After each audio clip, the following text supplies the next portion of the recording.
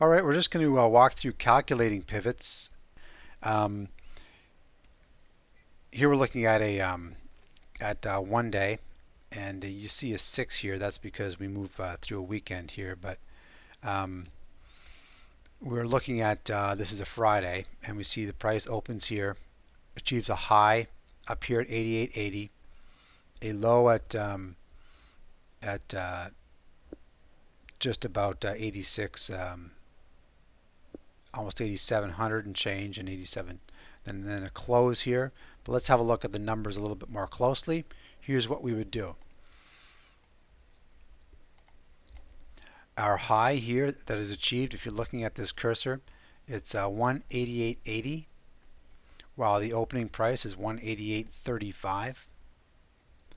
The low price is 186.95, and the closing price is 87.13. Sorry, this was 86.95 and 87.13, 88.80 and 88.35.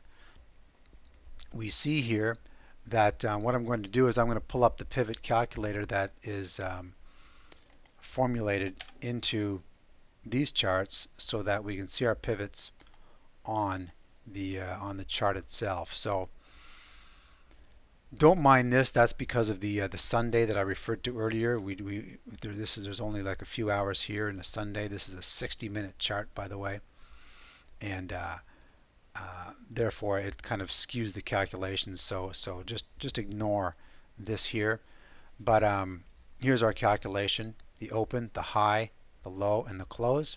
And the following day, this bold red line is our central pivot and our levels of resistance. And the next level of resistance is up here, and the levels of support are below, down here. And let's just have a look at what these prices are. Our central pivot is at roughly 87.62. Our R1 is 88.30, and S1 is 86.45. Now what we do is we're going to use these distinct levels to help us to refine our trading. So I'm just going to give you a quick example here as to one of the things that we would look for when we're trading using our pivot points. Here we see that price has retraced, or at the open of London it had moved up to this previous level of support. Let me draw a line there for you. All right, previous level of support converges with the central pivot, and in addition to that, I want to show you one more thing, and we are going to be studying this more closely.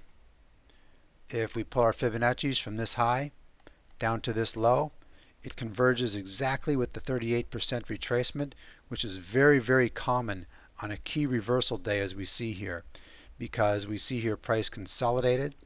It rallied, tried moving above the previous day's high, failed to hold above the previous day's high.